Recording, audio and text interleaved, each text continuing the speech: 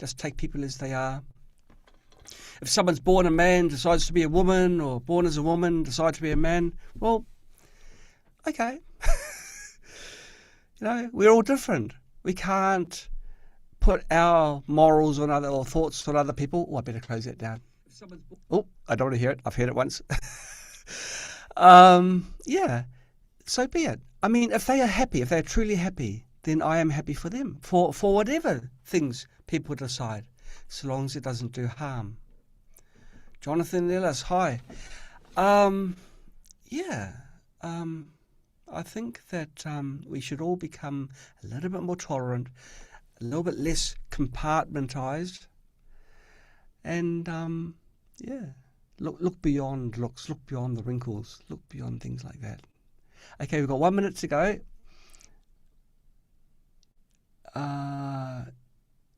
Pedro, just that the push for diversity instead of ability is the end of working businesses. Well, I don't know whether it's the end of working businesses, but it makes it more difficult if people are forced to employ people that aren't best suited to a job. Is anyone else experiencing an echo? Well, echo's gone, so there shouldn't be any echo, and no, Annette's got no echo, so the audio does seem to be good. I'll move it nice and close so you can hear me. I mean, that's if you want to hear me. I mean, you don't have to. 9 o'clock. Let's go, let's go, let's go. Hi, everyone. Welcome to Summer. Today, we are going to talk about RRM. Now, have you realised just how many acronyms are 3 letters? I mean, 4 is more difficult to remember, but everything's got acronyms with 3 letters, DMA, FDA, and they've got the RRM, which is another 3-letter acronym. Well, I don't know, is it a form of showing off? Because everyone knows that if it's letters, it sure is anything going to be something really important, But we are all born with letters, the first letter of our names. If you've got 3 names, you've got 3 letters. There you go. So, okay, so I've got a very soft voice. I don't want to increase the volume because that increases the distortion. So I'll talk nice and close. Okay, Tamara, that should keep everyone happy. Okay, so without any further ado, I'm going to share a PowerPoint which was done by that lovely Penny that is a woman who interrupted me while I was doing something I shouldn't have been doing. So let's have a look. I am trying to find the keynotes. Found, and let's go. Oops. Okay, so there we go. Resonant recognition model. That's what RRM stands for. What I'll do, I'll see if I can get my chat window up so you can ask questions while I go along. What normally happens is I just go blindly through and ignore you guys, and then by the time we get to the questions, everyone's forgotten what we were talking about and what the question's all about. So if you've got any questions, please don't send them in the Q&A because that needs another window again, and I do not have that window open. So just put your questions in the chat window. Now, Penny is an expert on RRM, so she will also help me with questions, so don't go overwhelmed. Okay, so that is what it stands for, Resonant Recognition Model. Deciphering the electromagnetic communication of biomolecules. There's them long words again. Now, I'll give you a bit of a background. I attended a quantum conference about 10 years ago. I was one of the guest speakers there. Another guest speaker was Irina Cossack. She is the woman behind RRM.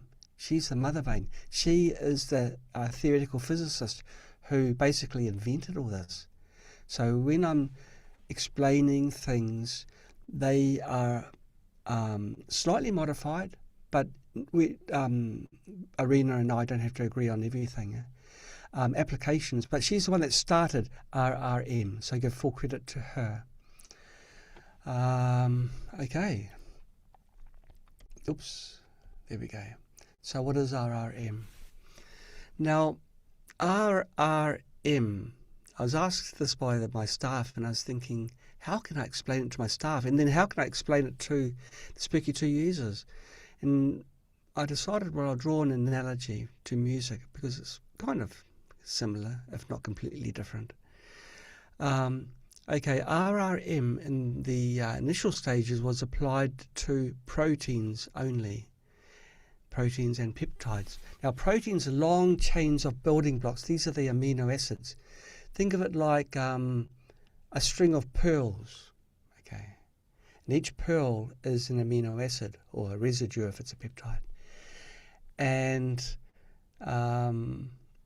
what RRM does is find the frequency characteristics of that string.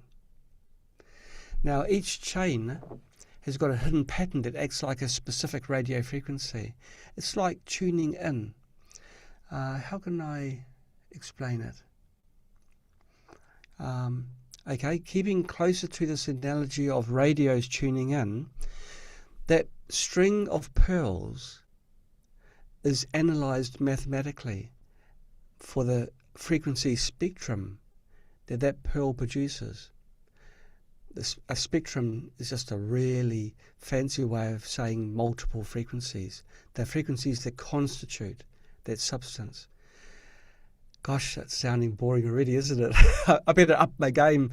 And what I do is I take the peak frequencies and then then apply the peak frequencies to simulate that substance. In this case, it's the peptides. Now, RRM is one of several tricks of doing this, but RRM is actually quite powerful. Going back in time, back to 2019, there was a particularly bad health scare, one might say. I'm going to keep this vague, but you can fill in the gaps. During this time, a lot of people were saying this worked for it and that worked for it. That's great, but that's a little bit vague in scientific terms. If it works, to what degree does it work? How good does it work in numbers? So it's hard to put a science to reports like that. What RRM stand, like a resonant recognition model, Jackie, pay attention. What RRM does is put a number to the frequency that the molecule is wanting to match to. And John, it is like matching an antenna to a radio transmitter for optimal transmission. That's right. But we are getting a bit ahead of ourselves. Peptides have got this pattern and an ideal frequency. That means that for a molecule to drift along and then bind to that protein, it's got to have a similar frequency, exactly like how radios work. Gosh, it's hot in here. And so what is RRMD? This is another extension that I made where instead of applying RRM to peptides and proteins, it's applying it to substances. The molecules of a substance aren't linear. They're not in a lovely pattern. They're often folded and they've got double bonds, single bonds and circular bonds and all sorts of bonds. They haven't got any James bonds though.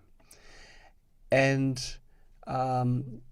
using the structure of the substance, like the smiles, the physical structure, I can differentiate between different isomers of a molecule. Let's say a molecule is left-handed and a different form of it is right-handed.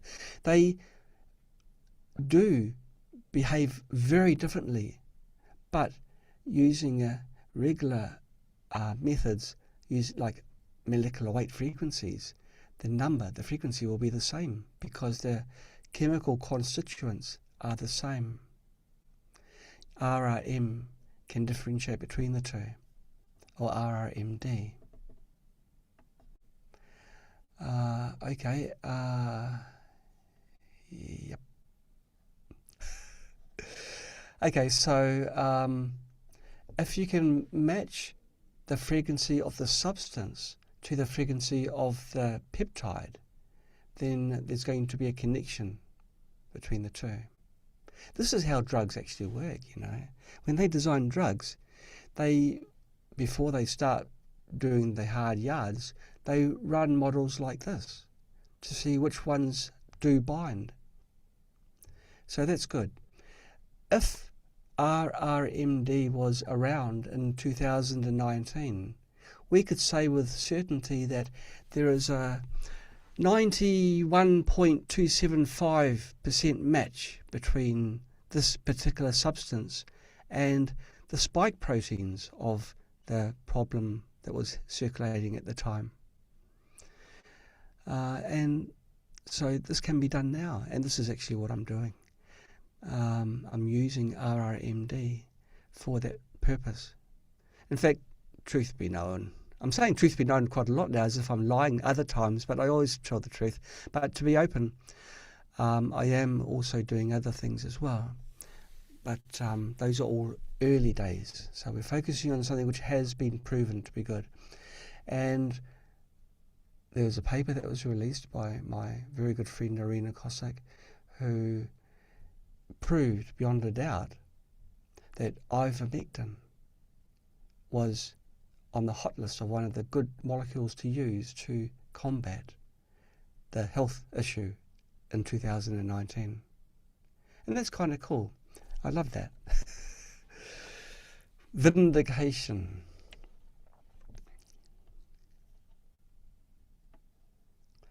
Michael Anthony says, I thought it was 99.1256% match. Well, you know, there's different ways of applying RRM. In the spooky world, I call it JW RRM because I'm doing things slightly different from Irina. I don't agree with everything that everyone says. And I do a lot of heavy thinking, and I decide, okay, well, what is more appropriate for, are we trying to purely match the valence shells of the energy patterns between RRM and peptides, or are we taking the whole molecule? And are we taking into account the folding? And so I take all these things into account when I produce the JW RRMs. And I have also created AI systems which do the heavy crunching, which have proven beyond a doubt through retrospective analysis the things that were purported to work during 2019.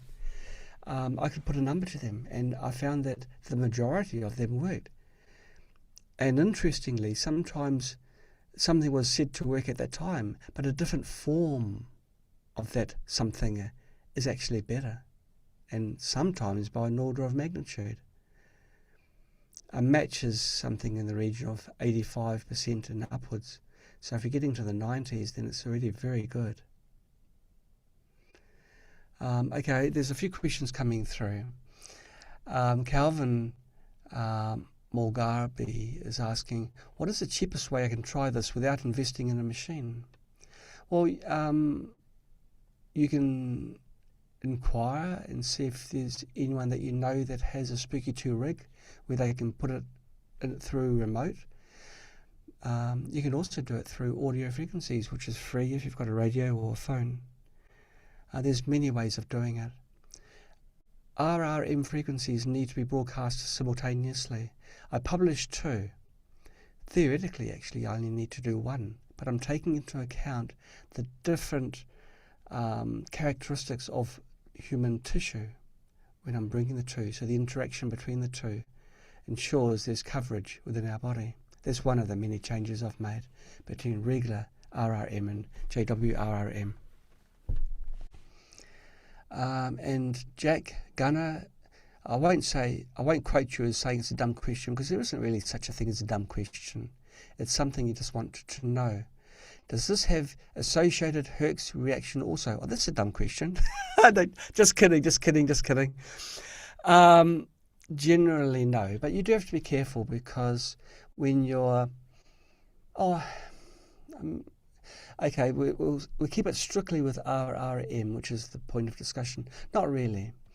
If a Herx reaction is when your body is overcome with toxins, and your body can't get rid of them in time, and so your body expresses its discomfort in varying ways.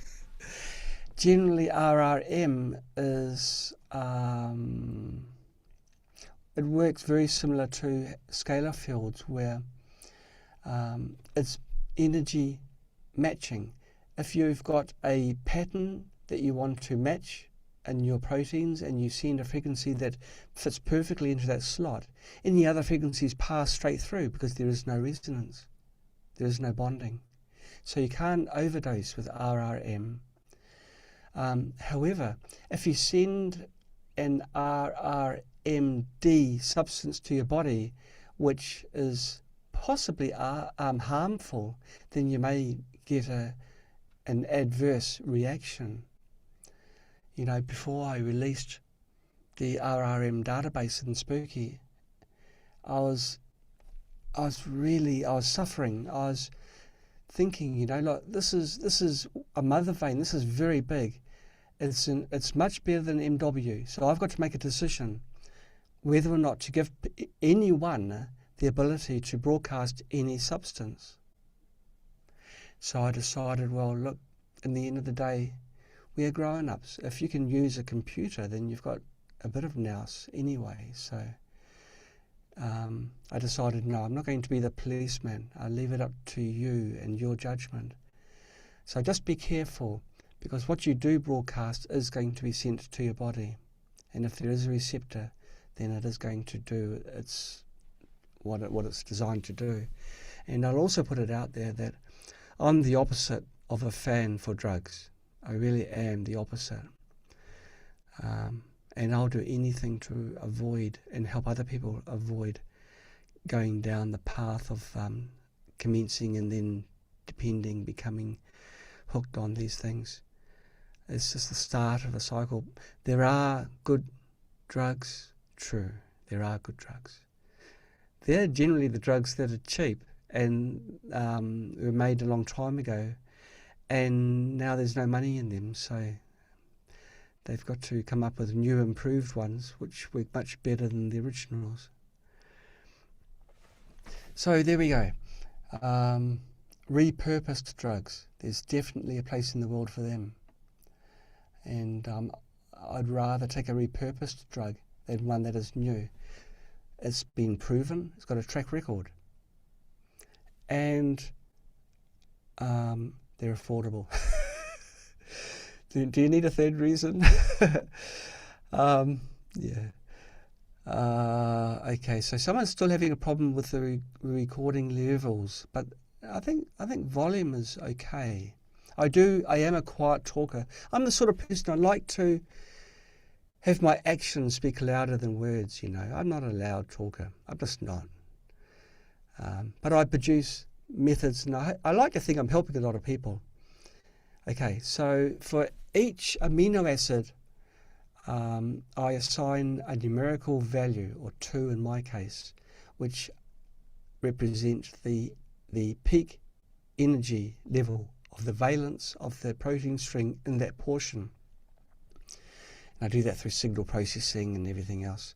In fact, I was looking on the forum, my explanation of RRM, and even now I've changed from that method. I used to use space packing to improve the resolution of FFT, but now I use a new method which is vastly better without compromise. Sorry to talk those 3 letters again. I'll try and keep away from those acronyms as much as possible. But using these frequencies, we can find the resonant characteristics of molecules and proteins, match them up, match made in heaven, and the rest is history. Okay, now RRM is quite complex to explain mathematically. Here we try and make an attempt at doing that. Maybe it's easier to explain it like a jigsaw puzzle, because that's actually very much what it's like. If you have a a hole in your jigsaw piece and one of your children has lost that piece, and you've got to make another piece and draw a picture on it to finish this 1,000-piece puzzle. I mean, anyone that has got children will realise that what I'm saying isn't just hypothetical. It happens. You can cut out a piece of paper that is the exact shape, but it's not actually the exact shape of what is around it.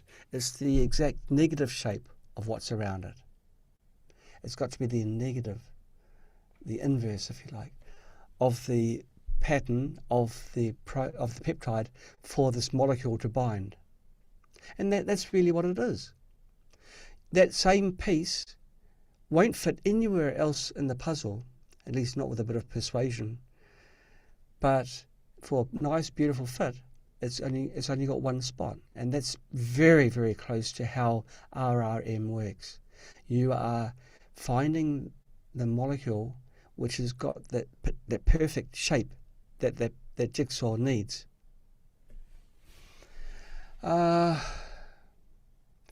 Okay, just a sidetrack. Elizabeth, you've got problems with your volume.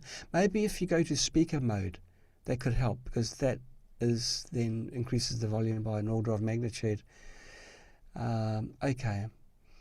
So electromagnetic resonance and applications. We use the calculated wavelength to design the peptides or light-based therapies that match or disrupt the target's energy pattern.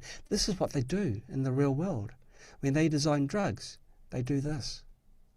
They do other things as well. In fact, I think that we've passed what they do in the world, because the very latest method which Bruno and myself have come up with. I mean, again, I don't agree with everything Bruno's done, and I do things different to Bruno, but collectively together we've done amazing things in creating programs, frequencies that are super precise. But RRM is really amazing at what it can do, and it matches the energy perfectly. Sometimes there are, when someone asks for a peptide program from me, if you look everywhere through literature, as deep as you go, there is no peptide which has been reviewed for helping with that particular disease axis or cause. And so there's nothing.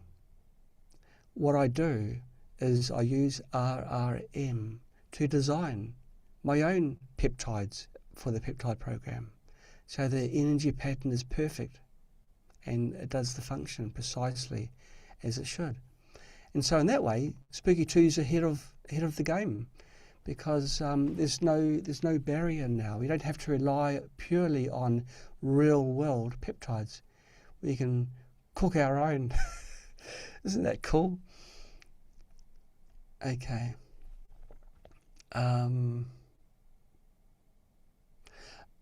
Okay, there's a question from Ala Benita asking, what is the best way to use RRM? Can they be used in conjunction with peptides? Well, yes, they can be used in conjunction. Actually, peptides are using Gerald Sternheimer sequence of tones.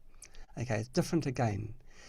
But what I have done is created a range called targeted peptides, where, as well as sending the Gerald Sternheimer tones, I also send the RRM tone. What that does is a double-pronged attack, so that it gets both the zone of the protein. Proteins are often thousands of residues long, whereas peptides are typically 10, 20. Find where in that peptide the target is, and then sequencing via Gerald Sternheimer. And so it's a combination of the two. But I'm still waiting for feedback on that. No one's given feedback. I need to know whether it's better than the regular peptide. And if it's better, then I can use that going forwards. But yes, you can use both at the same time. And Karen, okay, sorry. And okay, I think there's a question that's alluding to the real frequencies of RRM, like the fundamental. I guess they're wondering whether the Spooky 2 is the fundamental. Well, actually, Spooky 2 is the fundamental, because in the Spooky 2 programs I use the monoisotopic mass values for frequencies, and Spooky does the conversion. But Spooky can produce the fundamental, which is beyond terahertz range. It's exceedingly high. Actually, no, it's not beyond terahertz. It is in the terahertz range. By the way, as an aside, Irina Kosick, during our talks together, she said that she was designing a hologram with embedded crystals, and so photons would strike these crystals and be reflected on the wavelength required for treating cancer, which I thought was quite cool. And then I asked the question, well, how do you know what the frequency is of cancer? And then she gave me a number, and that number stuck in my head. And that number is in the Spooky 2 database, and it coincides with work that I do, and that my heavy duty, my hard hitting cancer general peptide program that I've created. So you may want to take a look there as well. Okay, so how does the RRMD, that's a substance, compare with the MW database? The MW database was created mostly not by myself, but by very clever people, and I was just a part player several years ago. And it was a very good way of simulating substances, and it had amazing, really good results.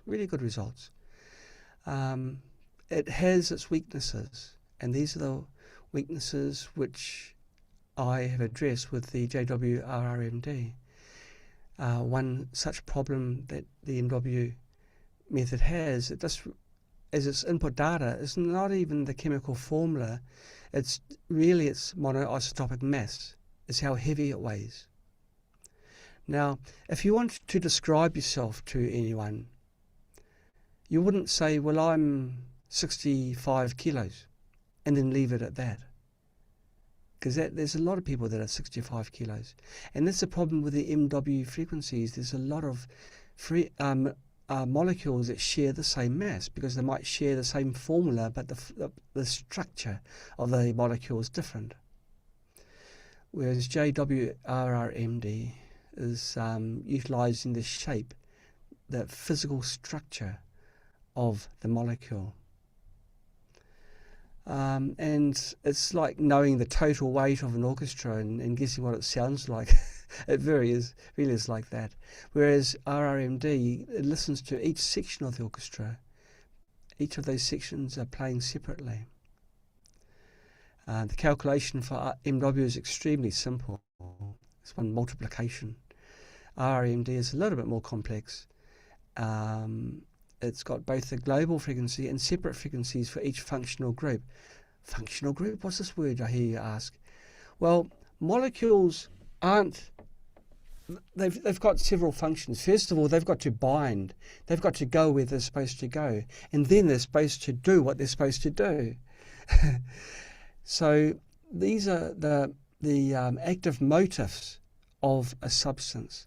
There might be a small part of it which binds to the protein, and another part of it which is its payload, and it then interacts with other parts of the protein, and then the magic happens. So RRMD can extend it, rather than just having a single frequency for anchoring in and hopefully doing the job. It's a little bit more precise. Isomers, different forms of a molecule. Well, MW doesn't differentiate between them, but RRMD does. MW treats the drug as a single unit. It's only one number, whereas RRMD can identify the drug's functional groups that help it perform its biological function.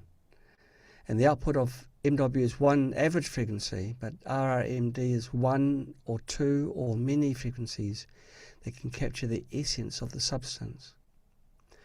If you want to apply RRMD frequencies, you must either broadcast them simultaneously or frequency imprint, which is a really good thing to do actually, because not many people have got multiple generators that can run. The frequencies don't need to be synchronized, because the duration for the program is 3 minutes, so you can start one, then the other, then the other. It doesn't matter, and the frequencies per generator don't necessarily have to change. But if you're imprinting frequencies, you can use a single generator, a single coil, or single tens pads, or however you want to do your magic, and just step through the frequencies one by one, and the substance retains each of those frequencies. So this is one of those times when imprinting is actually arguably one of the best ways of applying these frequencies. You can apply it to water and drink the water. I mean, how cool is that? Okay, how to get the RRM and RRMD database? Well, you've already got it. You've just got to look. Now, the Spooky 2 database has grown ever since I managed to expand the capacity of the database of Spooky 2. It used to be 64,000 programs. Okay, so this is why for so many years the database has hovered around 58, 59,000, 60,000, thereabouts. But now I've breathed a sigh of relief. I can do whatever damage I want, and the database can handle the extra size. So now it's about 90,000. I don't have it too large. I mean, it's just showing off. But you can see already there's the RRMD database entries there. And here you just circle, you select those which are selected by default anyway. And then you'll see all the plethora of substances there. They're not all drugs. Some of them are supplements. Some of them are elements even. So they're all there. It's quite expensive. I stole the details. I'm not shy. I stole the details from Drug Bank, and there they are. Now, actually, you know, one thing I never ever do, people that know me know I never sit on my hands. I always strive to improve. And since creating this database, I found a better database, one with better detail and more expansive. But I haven't released any other databases yet, just because I've got other things to do. Hey, did I tell you guys that the next version of Spooky, which will be updated today, it will have Brian Yamamoto's amazing peptide presets, latest up to date. I think I'll keep him on, actually. He's proving his worth, even though he's a guy. He's not a black American. He's a oh, sorry. Yeah, the version 10, that's going to the latest peptides, and it's also going to have provision for a new exciting piece of hardware coming out, which I can't promise someone I couldn't tell you. But yes, there are things happening. So I am busy in lots of areas, not just sitting down at a desk doing boring numbers. Okay, I'm a thinker, but I'm also a doer. Okay, so the database is already in Spooky. If you download version 10 later on today or tonight or tomorrow or whatever. No, I don't think Brian's great. I think he's better than great, Jeff. Okay, so and this will be all these presets, all these programs will be in there as well. Okay, so you don't have to do anything. Oh, did I mention it's free? Well, you don't need me to tell you that, because you know it's free if I'm telling you about it. So how do you use RMD or RRM frequencies? Well, you use your existing hardware. You don't need to go out and buy more stuff from us, and you just don't need to. Everything that you have now you can use. You can apply these frequencies in contact mode, remote plasma or scalar, whatever you want. I mean, just do it. Just do it. There's optimum ways of doing it. Like to do it optimally, I wouldn't use contact. I never thought I'd say these words.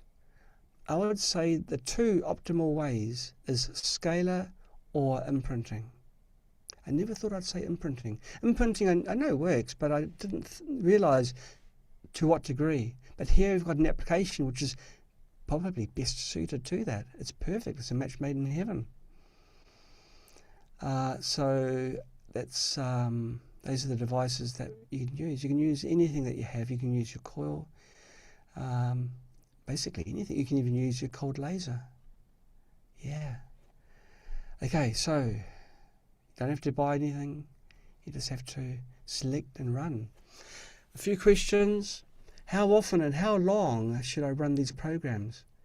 Well, actually, a very hard-working group in the Spooky Tree forum are busy creating shell presets to make it easier for everyone. So you just select the shell preset, then choose the programs and go.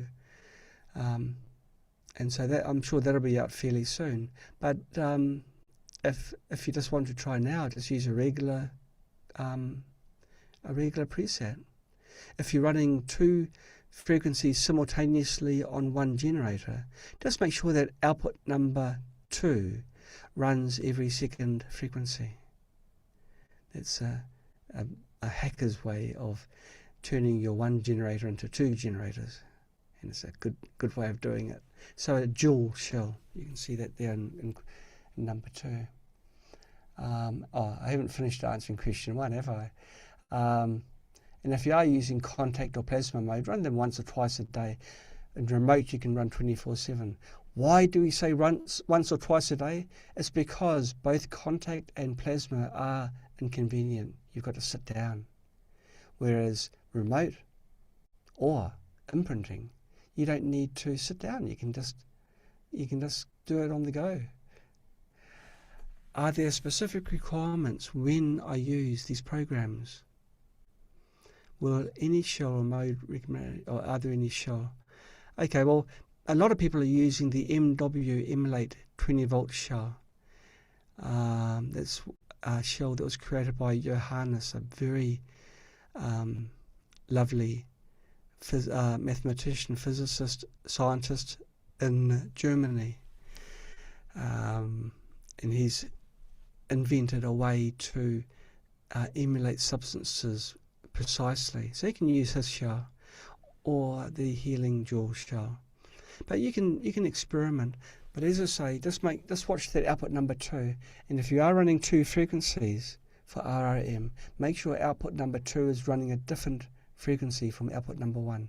Make sure it's following the second frequency.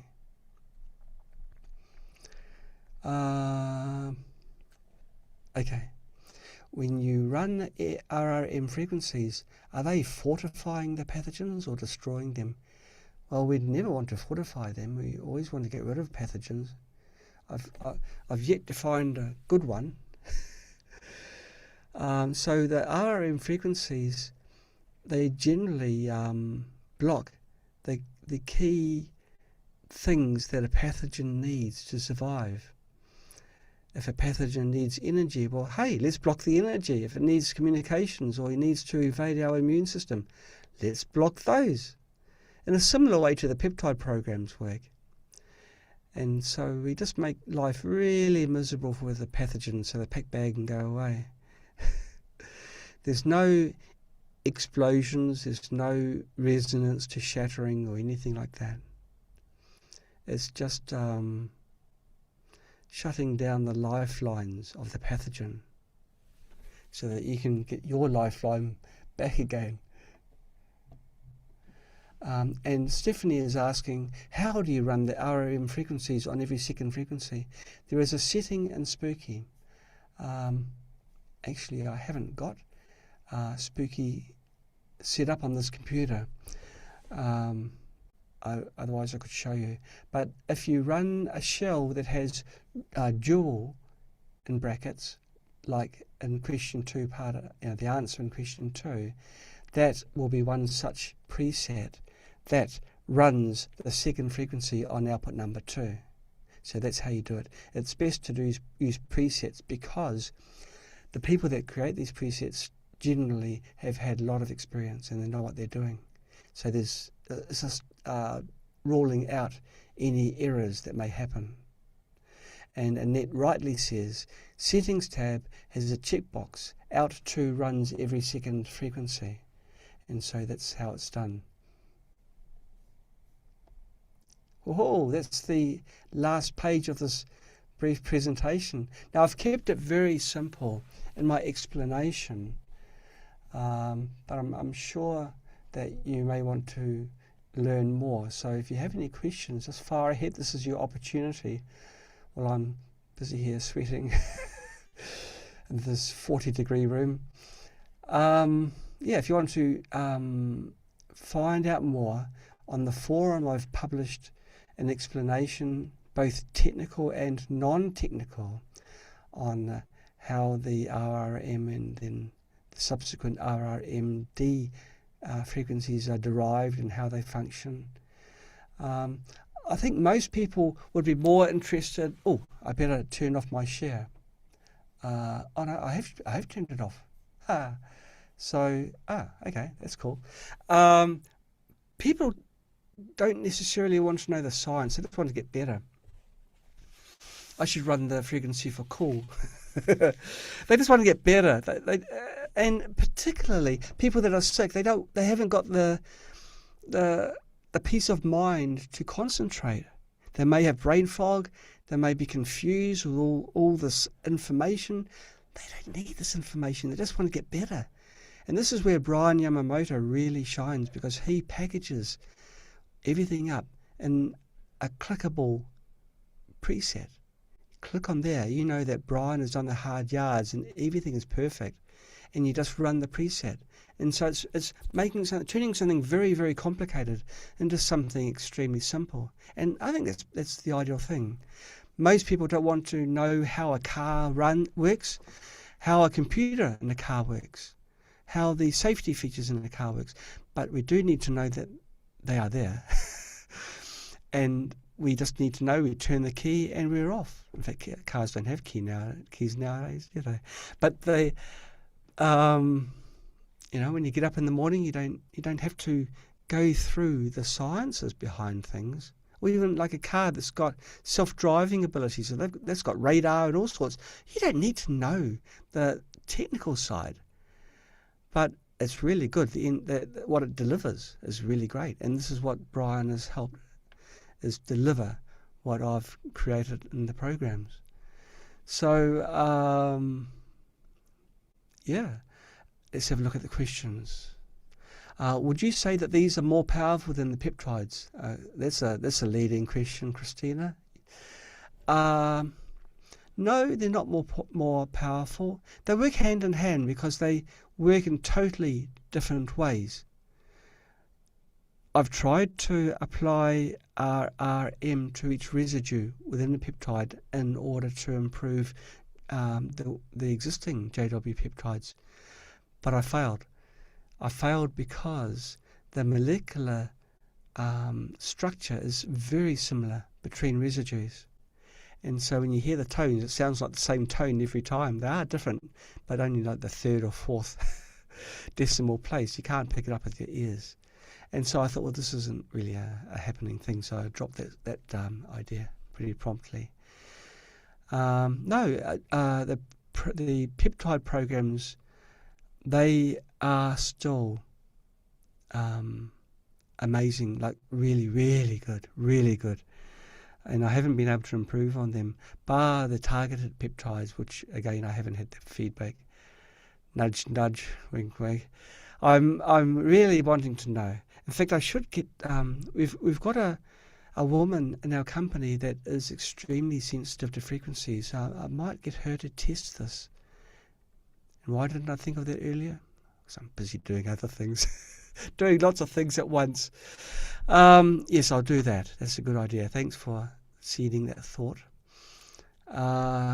And yeah, the amount of feedback I get with the peptide programs is amazing. And and then the RRMs, where people say, well, the MW frequencies were good. And they are. And this is why I've kept them in Spooky. They are good. And a lot of people use them. People that have subsequently gone on to using the RRMD frequencies say that they are better. I can't tell you how much better by numbers. They say they're better, and that's good. And so I've progressed that as far as I can. But there's no plans to drop MW. And Brian's last name for Adlon is Yamamoto. Brian Yamamoto. He's a bit of background for him.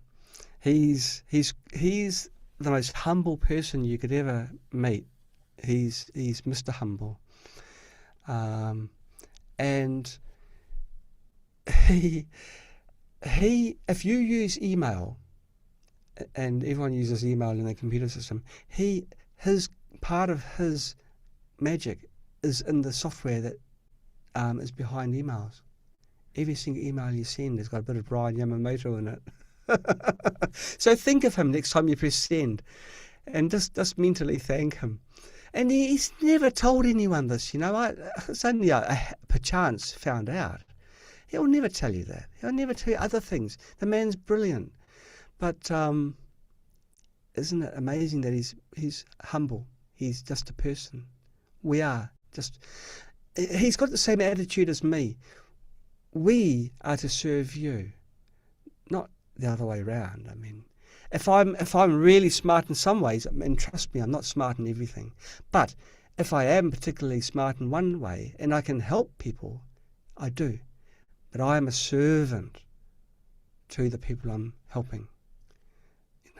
I never ever think I'm better than anyone. It just happens that I was born with a brain that maybe thinks differently. I don't know. But I think long and hard about things, and always there's a solution. There's a solution for everything. Whether it's in maths or whether it's in life, there's always a solution. Yeah. Okay, so Smalley imprinting. Oh, okay, Jonathan Ellis. Jonathan is one of our beautiful trainers. He's a real smart guy too. And Jonathan, I was stalking you a couple of days ago. I was watching one of your training videos, and I thought, gosh, he's a natural. He's another keeper. Anyway, how can you combine RRM with Gerald Sternheimer? Well, it's easy actually. On the very first frequency, when I broadcast the very first residue monoisotopic mass, the first tone for a quarter of a second or half a second or whatever duration you choose, I start on the second output the frequency for RRM, for the peptide. There's not RRMD, there's RRM. And that tone continues for the duration of that peptide. And so that RRM function is to target that part of the very long protein. And the Joel Sternheimer is to do the finer detail. It's the down to the bit level. And so this is how I combine it. And so if it's a program with several peptides, after the first peptide has finished its looping and it steps to the next one, then a different RRM frequency will be broadcast in along with the Joel Sternheimer frequencies. So that's how it works. And so with presets that use this kind of approach, you would again need to use the dual output function.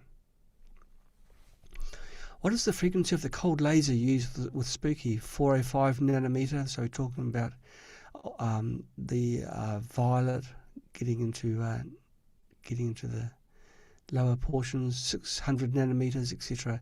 It's 654 or thereabouts. It's very close to 654. And I managed to get through the whole presentation without telling you what everyone would be asking. What is this frequency? That Irina Kosick told me. No one asked the question. Well, it corresponds to laser red. It's cold red. It's the lower portion of red. And so there we go. Um, will these improve? Oh, sorry. Will these improve or shorten the Lyme treatment? When you have a problem, a health issue, I'm a great fan of a multifaceted approach. Attack it from all angles. And so, yes, it will certainly help. If you apply RRM substance frequencies along with other modalities, then certainly you're going to, it's a combination that can only get better. There's nowhere for pathogens to hide. Your Lyme disease, your viral count gets lowered. Then your immune system can kick in and deal to the scattered survivors out there. It'll certainly help. Okay.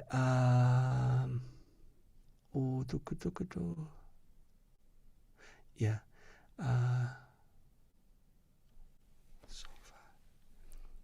Okay.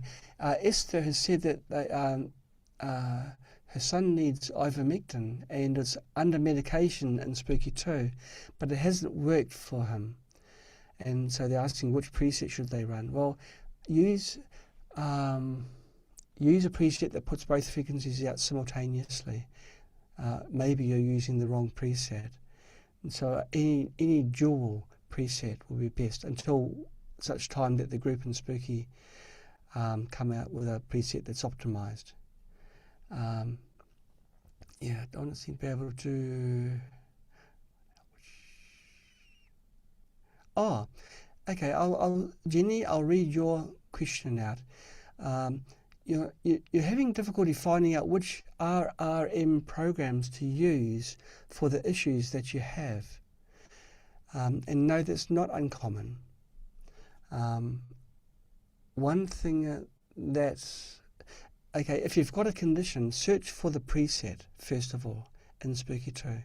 Because Spooky 2 has got a very broad set of presets for diseases and conditions, not just for pathogens. So you can search for diseases in the presets and just run those.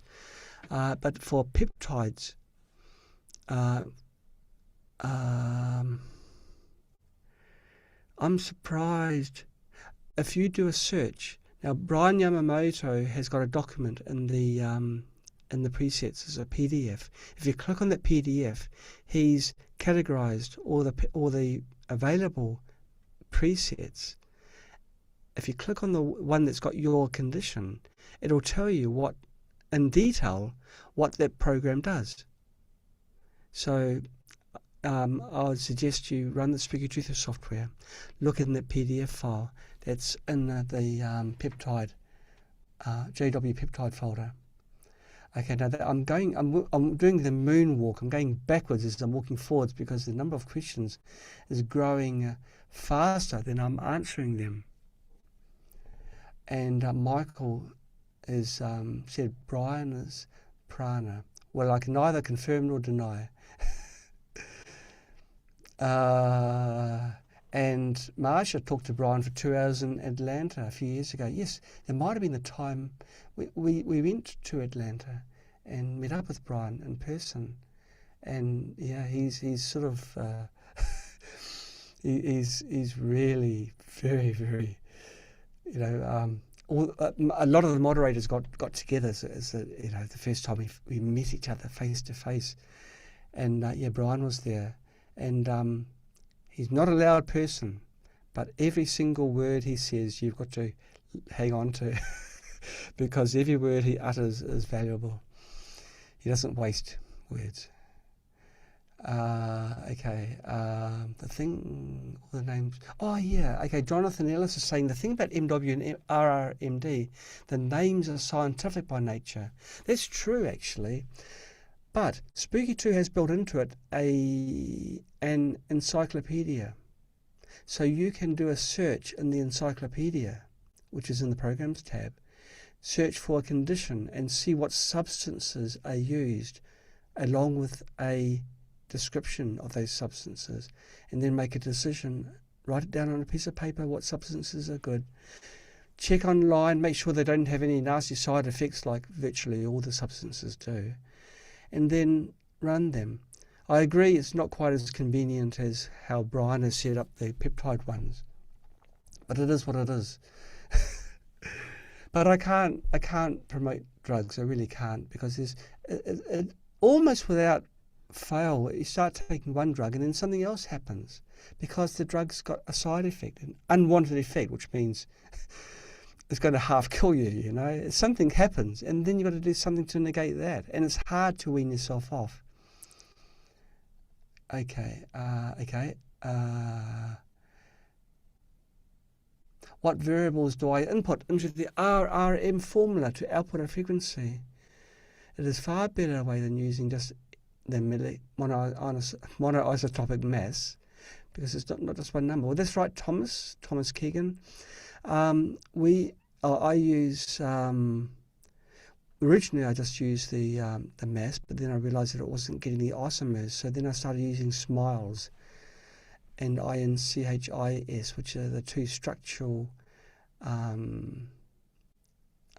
nomenclatures for molecules. So I know the physical structure and can tell you which parts of the structure are aligned after folding up. It's for RRM work.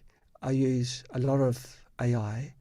I use a lot of coding as well for agents, both for using for APIs, for sourcing data, for data retrieval. Whenever I say the word retrieval, just think stealing.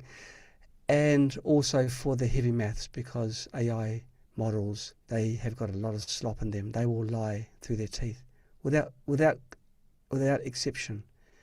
So you can say, well, Grok's good. Well, no, Grumpy Grok is not good.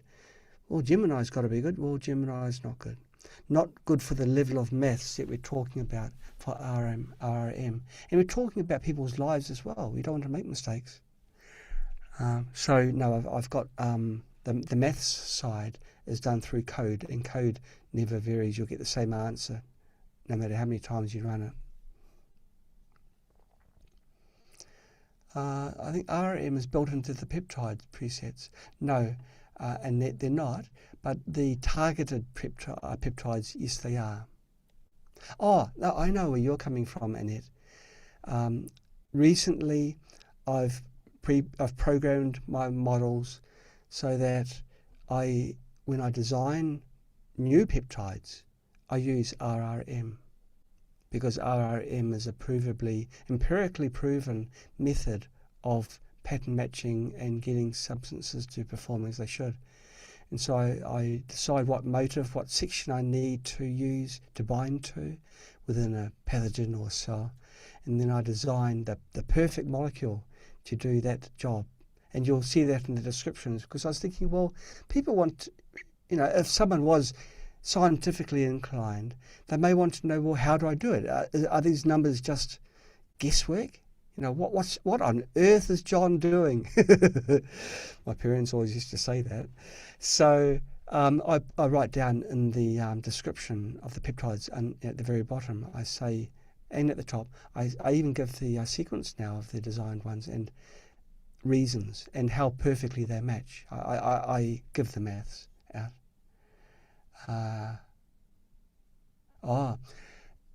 Something for next time would be to show us how you search for an example condition and how to choose the RRM program that comes up. Yeah, for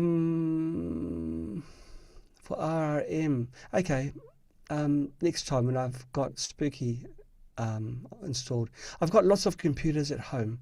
Some of them are exceedingly powerful. I need them for the AI work, because I don't trust AI models at all. So I'll not only get several to self-verify, but also complement it with coding.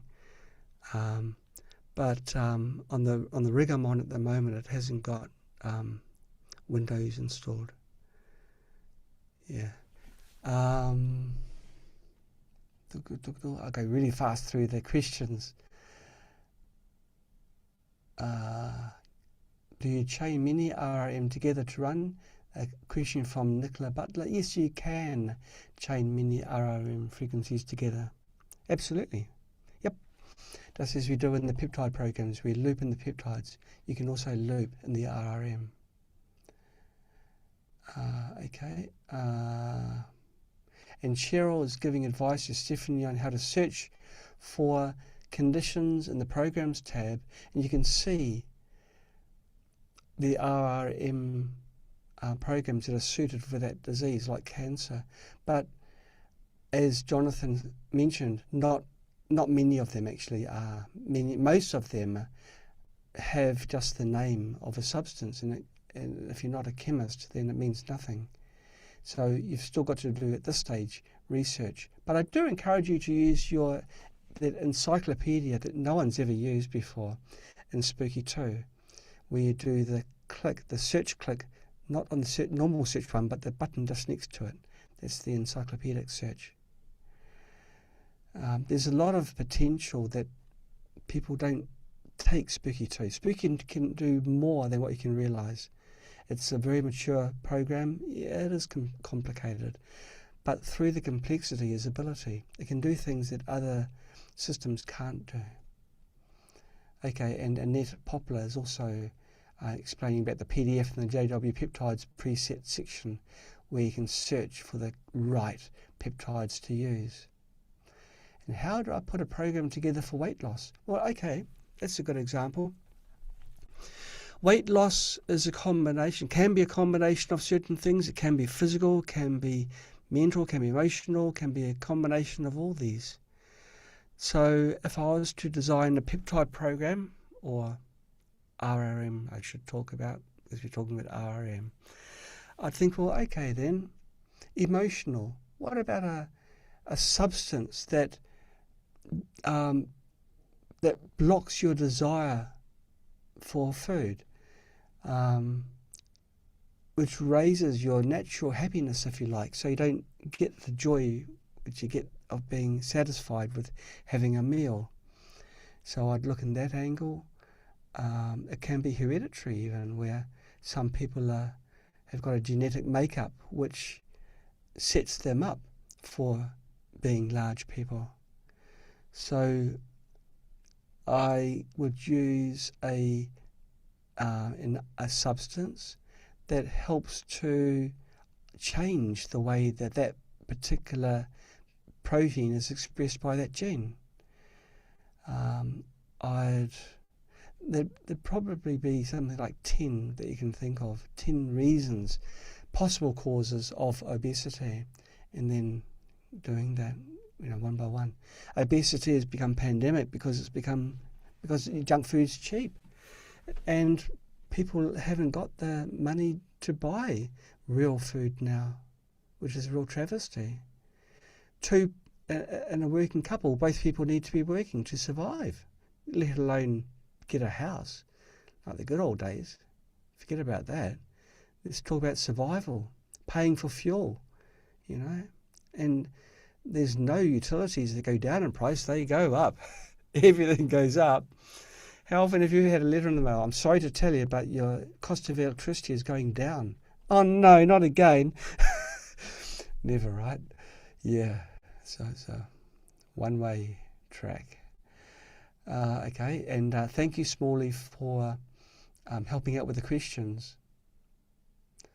Yeah, a lot of people now, like, I won't say who it was, but someone's mother ended up on 20 plus medications because you start with one, then another to counter the other. It's just terrible, terrible, terrible. And so, yes, I know RRMD works, but I would be more inclined to use it for natural substances rather than man-made ones. But having said that, there are a few things which are good, like ivermectin is actually really good. And there's a good reason why it's being promoted by a lot of people. But I won't go into specifics as to what it does, because then I'll be making a claim. But do your own searching and find out. But no, ivermectin is our friend. Same with borax. Borax is our friend too. And I read all these crazy scare stories, and I think, well, come on, has this person actually tried it? Have they ever licked borax? Do they know what borax tastes like? What it feels like in your mouth? Do they know anything of this? And the effects of borax afterwards? They don't know anything. Hyaluronic acid, ingest it, take it internally for your joints. I mean, how many people really know about these really strange things, these strange words, but are actually solid gold? But that's the way things are, Maybe things will change. And yes, it's true, Bonnie. Thank you for saying that. And Lee is saying, AI can be very ignorant. Tell me about it. I was locked out of AI, not just one model. I was locked out of 3 or 4 online models, which was a really good thing. That was when I first started doing these peptide programs. And there came a time when I just got blocked out completely. The AI models refused to do the processing. That was a really good thing, because then I started doing everything locally. Because you can't stop a unstoppable train, and that's what Spooky is. So if there's some problem that comes up, the worst that can happen is it slows us down, but it cannot stop us. And so I had to buy some decent hardware to run these local AI models. I learned all about these obliterated models, which have got the guardrails removed, so they will never say no to anything, any question. It'll give you an answer, and it won't judge you. Isn't it lovely? So you've got the something as smart as a person with a doctorate who will answer every question, and it can be medical. Whereas in December last year, I had these AI models telling me, no, see a registered medical professional every time. And it couldn't be a coincidence, because these models are competing against each other. But they all suddenly started doing this. Maybe new legislation came out and it was banned. In fact, it probably was that, because when that happened, there are 2 large models in China that could still answer me, but even they wound down in the end. So maybe because they've got a presence in America and they've got to abide by the rules there. I don't know. But I don't play politics, If I want answers, I want answers. I just want answers, I don't want to be schooled on whether I should be asking questions.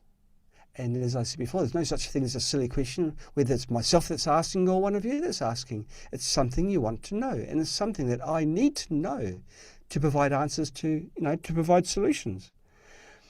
Okay, do the frequencies of prescription meds have the same side effects as the actual medicine? Well, the bad news, Donna, is yes. If that drug has got an effect that's bad, then there is a better than good chance that the MW frequency will also have the same effect, because we are getting the essence of the drug through frequencies.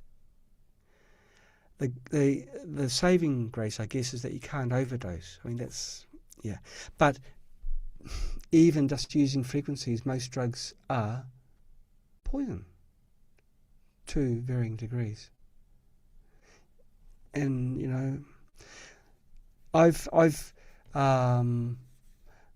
Spooky started through drugs, so in a way drugs were good in that way, because it caused 2 family members to die, and very recently another family member, immediately after an injection, had to be hospitalized and then died. And that's not, maybe I shouldn't say, but I'm the opposite of pro-drug, and so yes, RRMD, I was very much in 2 minds before I really released that database, but in the end I decided, well, you're grown-ups, you can decide whether you want to take a chance or not. And many of you will be having to buy things to treat things, and if you're okay with that, then you can probably do it for free through frequencies. Okay, you've got the same effects and the same side effects, but you're weathering them anyway. So it's up to you. One thing I've always not liked is being told I can't do something. when there's no good reason. If there's no harm, then why am I being told not to do it? So, yeah, Spooky 2 is large, and I'm told reasonably regularly that I shouldn't be doing what I'm doing for various reasons. And no, I absolutely should be, because I know that a lot of people are gaining from what I do. If I spend a year on a very small improvement, it doesn't matter, because if thousands of people are benefiting from that small improvement, then it really becomes worthwhile. And really, when you think about it, if one person benefits, it's worthwhile. So that's that. Okay. And actually, Ellen said, Ellen's a new moderator on the forum. She's answered Donna for me. Oh, I should read under the questions to see if the question's been answered already. But she said the same as me, as you can get the side effects. And Lee's been taking boron or borax every day for 5 years without any issues. And Jeremy, it's Jeremy, not me that's saying this, it's Jeremy. If you've got any problems, see Jeremy. Borax cures arthritis. Okay. Yep, not me. I didn't say that. I'm just reading text that was on the screen. Okay, but so there's many different ways of healing yourself, and RRM and RRMD can play a big part of that. Our body is made out of proteins, and substances bind to proteins. We're still talking the language of the body. We're not fighting the body. If your body truly doesn't want and doesn't have any physical receptors for a substance, it can't force its way into our body. It just passes through. It doesn't resonate with anything. It's kind of like a room full of people, really close friends, and when you get a lot of friends together, there's a lot of noise, and then a stranger comes in, and the stranger starts talking nonsense. No one even sees the person there. They're busy focusing on friends and the people that they resonate with. This person is not resonating with anyone, so off they go. Well, this is what these frequencies are like.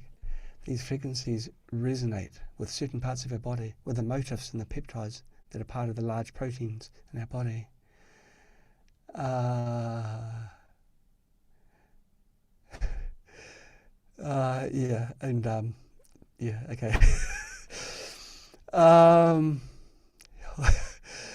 There's a lot of funny comments here, and okay, the focus is still on borax. Maybe I shouldn't have mentioned that, because it's another thing again, but it really is good. And it's, if you go to the laundry aisle, in fact they've stopped selling it in the laundry, for goodness sake, because some people, goodness gosh, can you believe it? People are consuming borax.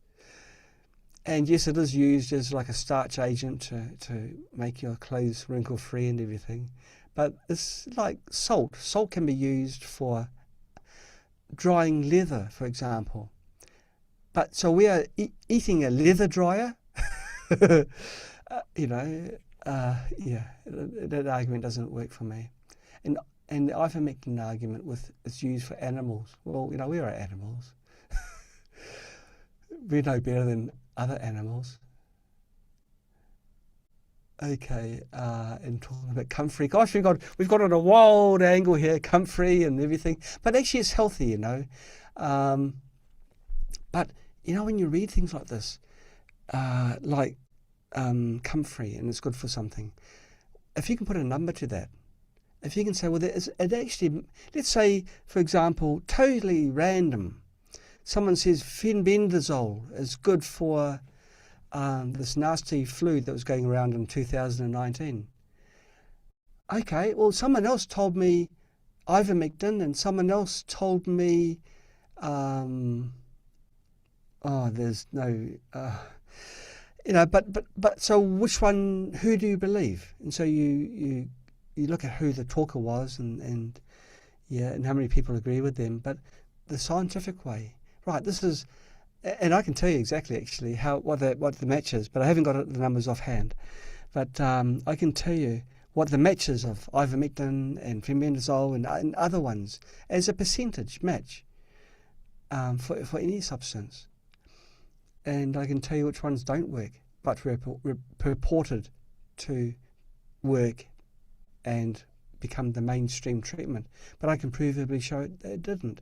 Not for any of the motors of the cell, whether it's for the cell structure, for a spike protein, whether it's for a membrane protein, or whether it's for anything. I do about 15 proteins per pathogen, and I can match. I can deal with this. Yeah. And it can't be done manually, really. It's got to be done through computers and through very powerful computers. This is one of the magics of living in 2026, one of the magical things. And the more people that start waking up to this fact and then start going down this track, well, wow, let's say someone someone who's a skeptic. Okay, well, we run a peptide program. They come back, gosh, that actually works. They're going to tell someone, and it just snowballs from there. And am I planning to include Chinese medicine? Question from Eva. Well, Chinese medicine they are lots of compounds. And in research in another area, the answer is yes, but I'm not sure whether it'll ever be part of Spooky because it's just so complicated. It takes such a long time to do the derivation frequencies. It's very intense.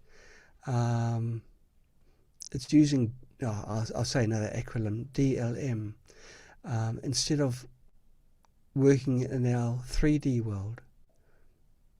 4D if you take into account time, but generally people think, well, everything is 3D around us.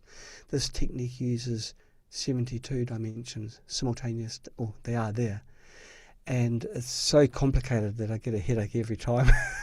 But I can understand it, and I do it, and I'm trying to systemize things. I've got some steps which I do programmatically using either Swift or Python or some other code, and then I other times do things manually. AI can't streamline this at all. Otherwise, it'll just give you just junk, or it'll have a hiccup and just give nothing back. It doesn't matter how big the model is. I haven't shaken hands with a model that can do it yet, and I have tried, but I wouldn't trust a model with health without a backup verification. In fact, the very first peptide programs I produced on the forum were purely with AI before I realised just how, what's the word, spiteful they are. They, more than just lie, they cover for themselves really badly, and they'll pile lie upon lie. And so I had to go back and redo every single peptide program up to a certain point, and now I never release a peptide program without verification, programmatic verification, where I know that each residue, monoisotopic mass, is precise, and the sequence correlates to that particular peptide, everyone. Otherwise, I don't release it. Okay.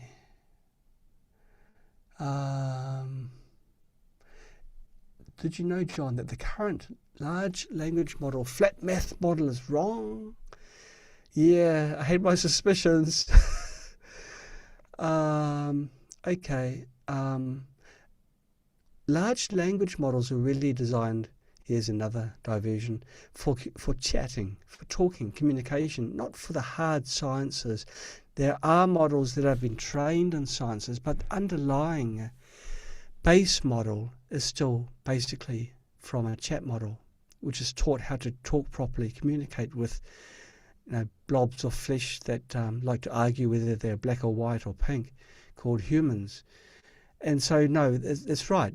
LLMs are not the best way to approach this problem, which is why I have gone away from LLMs to a large extent. But the programs I've written, one of them is approaching 100,000 lines of code. That's not text. That's code. It's right up there.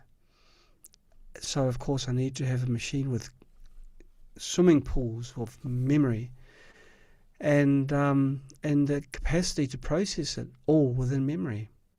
Well, at the moment I'm using a windowed approach, but eventually I'd like to bring it all into memory. So you need to do things from a different angle. So I agree with that comment, Plummin, that LLMs are not suited to this task.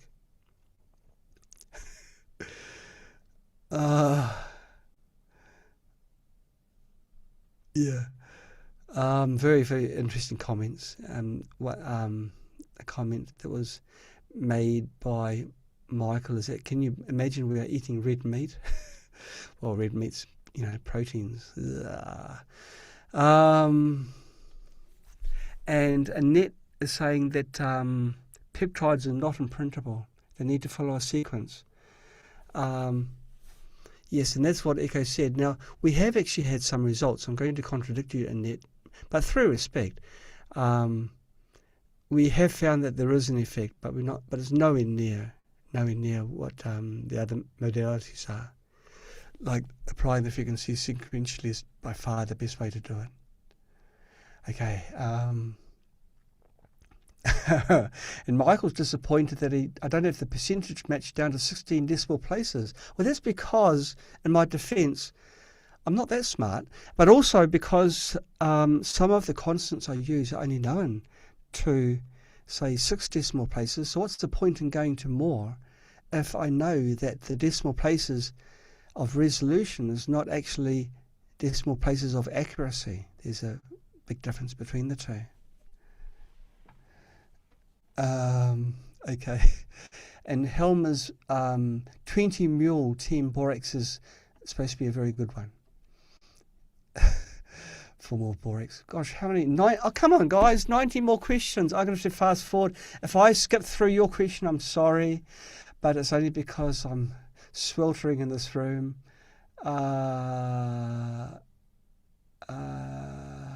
Okay, well, I'll mention Charles Chen one because he's talking about a peptide which I created. He had a request for barometric pressure headaches for his daughter. So I made a peptide program especially for him and for other people that have got the same condition.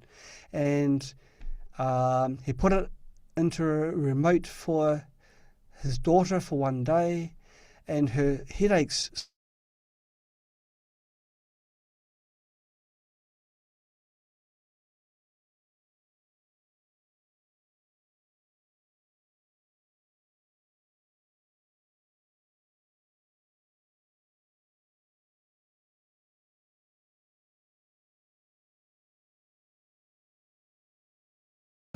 hang on, I know what I need.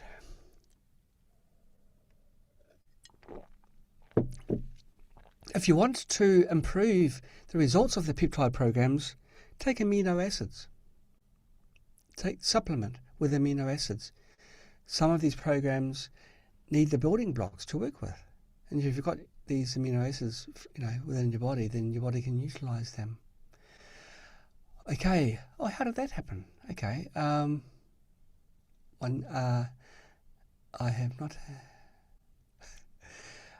Nancy, look, anybody can make a request on the forum. Just go to the JW Peptide discussion section and just make a request. And if it hasn't, please make sure it hasn't been done before, because I haven't got time to check. And I've done over 1,800 programs now. But I am your servant. If you have a problem that has not been resolved and there is no solution out there still, write a request in that thread. And that thread's in my radar. And when a new message comes up, the alarm goes off on my computer. Well, it doesn't, but I notice it. I get the notification. I go there, and then I create a program. And I've got rigs dedicated for doing that. So it's not a problem. Okay.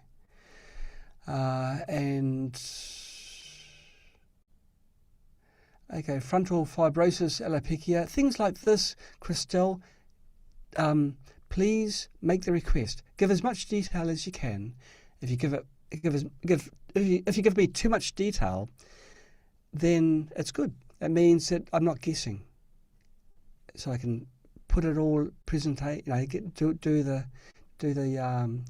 wind the computer up and get it going.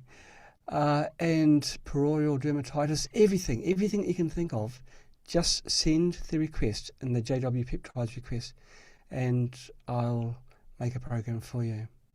And what happens is every week Brian sends me the presets, which I then package into the Spooky 2, make an installer for it, and put that into my cancerclinic.co.nz website, where you can download and then go for it.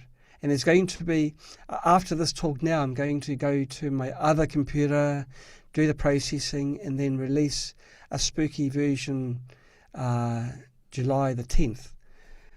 Because, as I said before, there's accommodation now for new hardware, and also I came to realise that a previous beta didn't display the screen properly, and so I'll fix that as well. Nancy, garlic in ears. I've done that. I will never ever do that again. Ever, ever, ever. But some people swear by it, so there you go. But yeah, never ever ever will I do it again. I get a lot of earache, or I did before I started using my Spooky 2 programs, because my ear canals are quite small. I'm the 0.5% of the population where I can't wear earbuds because they fall out. I've got the hole in my ear canal is smaller than my daughter's, so they're very small. So I have to wear headphones. So I wear this thing when I do my Buddhism readings. There we go. And so I mean, that's good. It's me. We're all different, right? We're all different. And so I got a lot of earache when I was a child, because I get the liquid in my ears and they get infected, and terrible. I know how painful the earache is.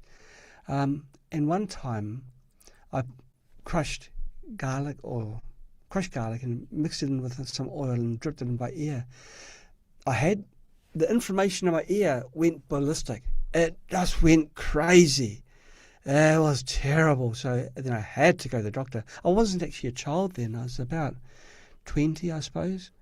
I went to the doctor, and he syringed it out and gave me some drops, and it went away slowly. But never, ever, ever again. Never, ever. And John Peterson, why not be able to check by peptide name? You mean, well, you can search for programs that got TB500 BPC. It's 157, not 257. Yeah, you can do that. And in all my programs, I've got, I tell you which peptides are in there, so you can see which is peptide number 7 if it's BPC 157, and then go from there. The peptides you mentioned about the basic ones, yeah. Oh, someone's mentioning Halo. My sweet mother is 90 years old. Wow. And Halo will get some of the RRM programs. Yeah. I'll tell you. A person who shall remain nameless had cancer, and he was very against any alternative treatment. It's allopathic or the highway. It had to be through drugs, but the cancer wasn't looking so good. So a different member of the family got an Halo. He put it in a box and put it on the outside of his bedroom. So when he slept, he was in the Halo aura. And guess what? 3 months later, the doctors say the cancer's gone. Isn't that cool? There's ways and there's ways. There's always a way. Yeah, and Sharon, you're saying that your ear canal is small as well. And so you'll understand how it's so easy to get infected ears. Much more easier than people with large ear canals. I envy people like that. Well, I used to before I came to realise that everyone's got their little things. And you've had custom earplugs made. Yes, I had to have, for 20 years I worked in Coca-Cola as a project engineer, and I had to have custom earplugs made, and they fit mostly on the outside part and a little bit on the inside to hook up. And then I worked out how to make my own molds using 2-mix putty, and I'd squish it and I'd push it into my ear, and then I make a plaster negative of that, and then I'd put celastic resin into that negative, and I was making in bulk earplugs just for myself. And what was he running? Oh yeah, this is where I've got to be super careful. Actually, Cheryl, if I was to tell you, it'd have to be a person via PM or something, because Halo is a device which is for general health and wellness. Okay, I can't say that it's for diseases. That's because not yeah. I mean, it's the environment that we're in at the moment. So yeah, I mean, maybe you can email me or something. Yeah, where can I buy the Halo? David, where have you been the last year or 2 years? I always have this, even if it's not talking about Halo. I always have it with me, and I'm always have the Young Body program running. You can buy it from ahaharmony.com, ahaharmony.com, and it's just when you get it, you'll think, well, how on earth did I live life without it? It's like, it really is a part of you. So back into my pocket. I'll tell you how bad it's got. I've got a pocket made for this Halo. I'll show you. It's a pocket here. It's a pocket. It's my pocket. I carry it with me all the time, so don't worry about having no pocket here. I always have my pocket for carrying it with me, and the results are really incredible for energy, for vitality, for everything like this. So yeah, but it's not a Halo Sama, so we'll move on. And for things for UTIs, use a preset for the DNA. Yeah, okay, so that's good. Thanks, Nancy. You're giving advice on how to look after UTIs. And what is DMSO? I knew DMSO would come in sooner or later.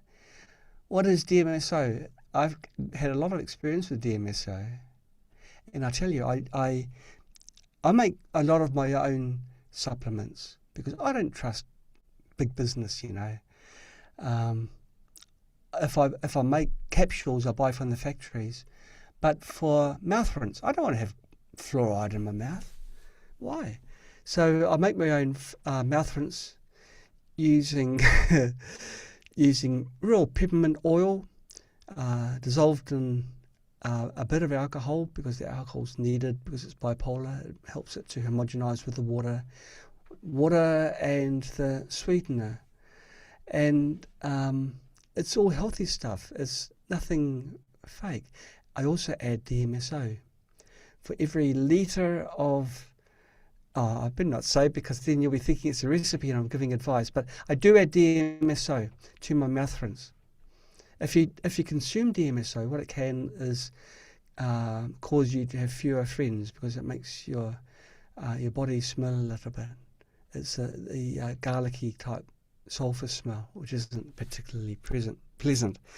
I used to take it, but then I got a few complaints. More complaints than normal. So now I just add it into my mouth rinse.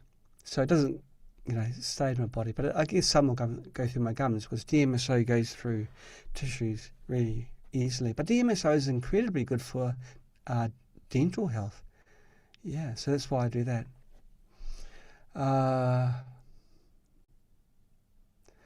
And yeah, Halo is really amazing. Really amazing. Okay, what do I think of DMSO as opposed of MSM as opposed to DMSO. Look, I've tried MSM as well. For a start, MSM, I could never get to like it. It was just foul tasting. And I can tolerate the worst. In the end, I gave up on MSM because I just wasn't enjoying life. It probably does good. I couldn't say one way or the other, but for the benefits, for me, it just didn't really provide any benefit. I didn't really feel any different. And I found it painful. It's a bit like kombucha tea. I was doing that for a while too, and I never liked the taste of it. It was foul.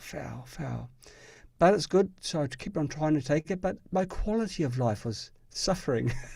I was waking up dreading the kombucha, And you can buy commercial stuff which actually tastes quite decent, but the stuff I was making was the opposite. It was terrible.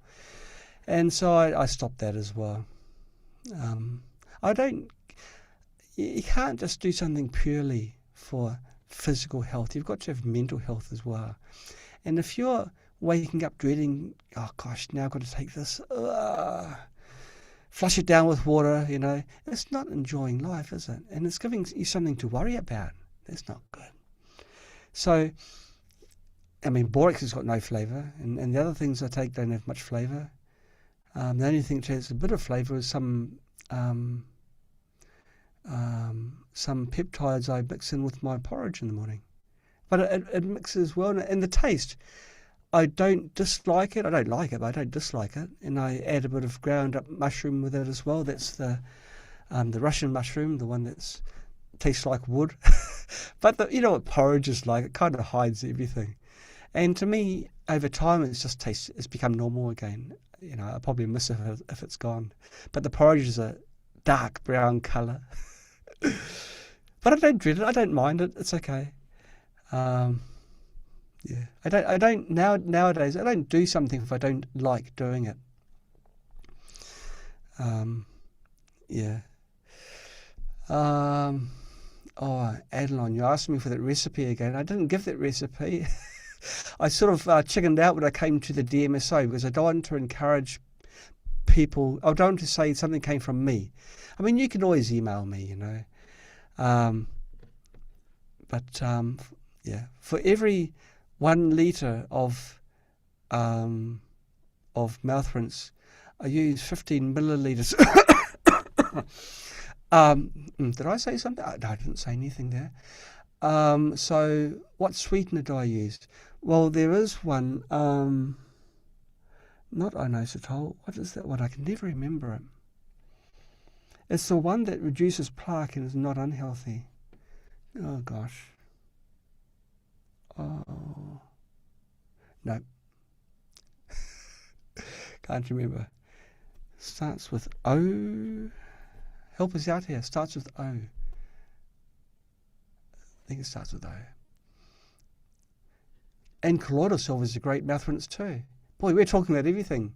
Your lemon ginger kombucha probably tastes like. If you, I'm not that smart, Sharon. I don't know what to mix with it. I was just taking kombucha liquid and sculling it down and then drinking water after it to try and get this nasty taste out of my mouth. At that time, I wasn't drinking tea. I'd never drunken tea in my life. So that was another thing to contend with, that strong taste of tea. Now everyone's proven me wrong. Mango passion fruit kombucha. Okay, I'm wrong, guys. But my kombucha, no. Yeah, I think everyone here would balk at the taste of that. What kind of mushroom is it? Lee. Yeah, it has got a name. Someone who's more smart than me, which is pretty much everyone. Knows the name. But I wonder if he's helping out here. I'm not sure if he's on. No, there's no search function to see if he's on. Yeah, actually, it was xylitol. See, I told you it started with O. It was xylitol. Yeah, xylitol. It was. Thank you. Thank you. Oh, look how many people knew more than me. There you go, look. But this is the great thing about working as a community, because not one person's got all the answers. And this is a graphic example of people working as a team, okay? Yeah. Yeah. Yeah. But if you try DMSO, I think it's an acquired taste, because when I first started consuming DMSO, I found it quite foul. I found it actually quite intolerable, thinking back, but then I found it not so bad. So I think my body just became used to it. And then now I'm easy either way. I can gargle neat DMSO, it'll burn, because it has an affinity as exothermic with water. So you first of all water it down. So I buy from the laboratories, so it's 100% pure. So it's pretty strong stuff. So they say 45% is the regular strong stuff, and so I water it down 50-50 odd. But for the I just add 15 mils of the pure stuff. Oops! Oh no, I didn't say what it was though. Of this pure something to my mouth rinse. So if you're using 50%, it'll become 30 mils. And you don't taste it at all in the mouth rinse in that concentration. And I use spearmint oil, of course it's cold pressed, and 100 drops of that into the 100 mils, and 100 grams of the xylitol, because it takes the bite out of the. It just makes it nice. Do I add anything else? No, in fact I made some this morning, and it all dissolves nicely in this last couple of weeks or so. I don't want to buy mouth rinse which has got things like preservatives, or sell fluoride as a selling point, or dyes. I don't want to have green coloured, blue coloured mouth rinse. You can't see what colour it is once it's in your mouth. I just want it to do its job, so I don't add colouring or fake flavouring into my mouth rinse. So it's an ugly opaque white, my mouth rinse. Okay, and monk fruit is good, no aftertaste. Oh, that's interesting. For mouth deep cleansing, 5 drops of hydrogen peroxide. Whoa! No, Jamie, don't. Now, I've got a lot of experience in hydrogen peroxide as well, but then again, I'm using the neat stuff. Then it's 98.5%. No, it's 99.5% pure hydrogen peroxide. That'll burn a hole through your grandmother's knickers. That's really, really strong stuff. So even when you add water, you can't add water to it. You've got to add it to water, and little tricks like that. But once it's watered down, 5% hydrogen peroxide maximum, 5 drops in your mouth. Don't just use the pure stuff. You've got to use the weak stuff. Use 5%. Boy, these all these little gems of information that are coming through, and 3% is fine. Yeah, 3%. I saw 5% is quite common here, but I went for the strong stuff because this is something you won't read anywhere. If you use the strong stuff, the neat stuff, whatever it is, for some reason, hydrogen peroxide hates cancer. It just hates it. It hates it with a vengeance. I tell you what, if you've got a suspect spot, if it is a cancer, and you put a drop of this neat hydrogen peroxide on it, it will boil. It'll boil while it's attacking that spot, and it will boil until that spot's gone. So there will be pain. It's a bit like the black salve. But it actively, and if the spot is non-cancerous, nothing happens. It doesn't react. It's really bizarre. I've not read about this anywhere. I have experienced this, I know for a fact. And it really does deal to it. If you use the watered down stuff, maybe it'll work. I haven't tried it, but I know that the pure stuff, it really boils. Sometimes you have to do it over several days, and sometimes it's really sore because it eats away. But when it heals, there's no scar. I've in one I also help other people, so it's not necessarily me. One lump would have been about 1 inch diameter across. It was a big lump behind their knee. And of course, we've got no idea whether it's cancer or just a general cyst, or what it was. But applied a bit of, I scratched the surface a little bit, just abraded it with, that cleaning cloth for a stove, similar to that, but a biological one.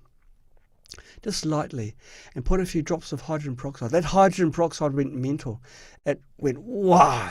It dived in. That's why I knew, this isn't just a normal benign cyst. This is something serious. So that was something which we had to continue for about 2 weeks, daily application. At the end of it, she was writhing in agony. It was very sad to see. But that was the last time, because then there was this clean flesh under. It's really, really. But luckily she had a good pain threshold, and it healed over perfectly. There's no scar tissue, no nothing, no lump, gone. Can I prove it was cancer? No, I can't prove it was cancer. But going by how I know that hydrogen peroxide really loathes cancer, then I'd say it was. But I can't say publicly to use hydrogen peroxide for cancer. I mean, that's reckless. I'm just going by my personal experiences. And I think 3% is going to be too weak. It's 97% water, But I don't know whether you can buy pure hydrogen peroxide in Western countries. Because in Western countries, the countries that are purportedly free, are everything but. Everything's regulated because people don't trust your own judgment. It's all very well being told something works, but you've got to buy it. According to the authorities, we are stupid. We can't think for ourselves. Oh, you can get 35%. No, 9% I think is. I mean, you can try 35%, but this particular lump behind the knee, that needed something strong. I think hydroponic shops. Well, that's an interesting thing, isn't it? Maybe you can ask them whether they buy it neat and water it down for on-selling. Get chummy with the shop owner. Provide your driver's license to buy the pure hydrogen peroxide.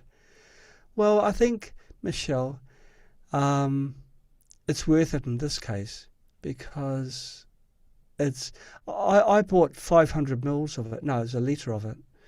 I've moved it into a glass container because it doesn't like to be kept in anything other than glass. And I've had it for about 4 or 5 years now, I think. It doesn't get weaker over time. It's just an asset that you have in case of emergency. It's like when this bad disease was circulating in 2019, I bought a kilo of ivermectin. Yeah. Luckily I didn't have to use it, but it's still there, and I keep it in the fridge and freezer, so it's not going anywhere. It's there for emergency. Yeah. So there we have it. Boy, what did this started talking about? We started talking about RRM and RRMD. Then we got sidetracked, and then we got sidetracked further, and now we're talking about driver's licenses. Yeah, it doesn't go old. I think you've got to keep it out of the sunshine, but apart from that, hydrogen peroxide just lasts. Yeah. Okay, well, shall I pull the plug? Is anything, I mean, I don't want to, bring things back to RRM and RRMD, but is there any other questions anyone would like to ask about this before I pull the plug? And you'll see a replay, Carol. We're live streaming, so if you go to the Spooky2 videos site, you can see it there. Are you working on the new flu strain in China? there's new flu strains anywhere. I wasn't aware of anything. You're not talking about a new strain in China. You're talking about a new strain in the world. Well, yes, actually. And the release that I'm going to put out today has the very latest DNA frequencies for pathogens, for the current strains. So look under the DNA presets and programs. RRM for nanotech. Been there, done that. Got programs for that. Have a look what I've got. 1,800 is most things I cover. Can I place it head to toe instead of across body? Oh, what are we talking about? Oh, and it's gone. Scalar? Oh, I see. Spooky scalar has got two large boxes, so you have them quite a distance apart. It doesn't matter whether it's head to toe or across the body because it's non-directional. Doesn't matter. And thank you, Lee. Can you put out the notes as to what is included in the Halo presets? Yeah, someone else asked that. I think Graceful Penny is working on that. I'll ask her. I think she is. Am I supposed to broadcast all the frequencies at once with scalar and plasma? No, you're not supposed to do anything, but you can do things, and you can broadcast for RMD. Yes, I see what you're asking. RMD, yes, you're supposed to broadcast them simultaneously, so both frequencies at once. So if you're using scalar, it's a little bit difficult because spooky scalar can only accept one frequency. And plasma, you can do two frequencies because one input is in the input, the other one is in the modulation. So they can do two. But really, scalar is the best way to send these frequencies. Scalar is the best way. So Halo is probably the best way at the moment of doing it. Okay. And methylene as well. And I've done the numbers on methylene blue as well, matching that with that flu that was going around in 2019, and I've got a number for that. I've published this on the forum, actually, if you want to have a look. Thanks, Linda. Love you. The optimum distance from the spooky scalar. Well, if you're too close to the lids, then you will get some EMF from the lids because the lids do have EMF a little bit. I'd say at a minimum 1 metre, but I'd be more inclined to say 2 metres or more. I'm a fan of keeping it very far away, actually, so it's absolutely pristine, pure scalar. And thanks, Carol. And is young body got C contradictions for growth? No. Young body, the program that I run all the time, it kind of I describe it like it goes back in time. Your body, the telomeres get longer. Your other biological markers for aging get better, but it doesn't make you shorter. Like if you're in your teens and you're running it, you don't get shorter. It doesn't work that way. And it doesn't reduce your growth. If anything, it would assist your growth because it's working in conjunction with your body's natural processes. Okay. Does the software automatically update when the new programs are loaded? With Halo, they do. With Spooky, no. That's because I wanted Spooky to be used standalone. A lot of people they've got suspicions, and let's face it, we are a Chinese company. We're probably the best Chinese company, but we're still a Chinese company, and people, hear about these Chinese things that happen or other countries, and they've got a general distrust to any program that phones home. We do that with Halo because we wanted Halo to be a super simple device, so it's automatic updating, and so the database is always the latest and things like this.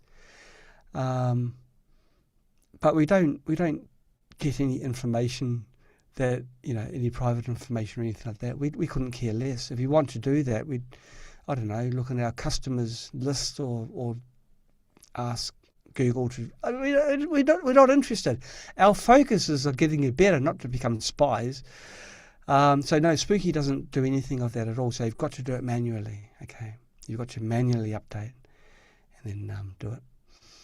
And thanks for the positive feedback, Miss Michelle and Derek, and a question from Lee.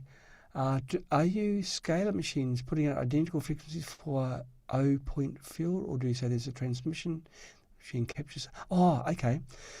Lee, the scalar field is non-moving, so it's not like going to it is like a 0 point field. It's like that. But it's a field that can broadcast information, and this is what the inputs are to Spooky Scalar.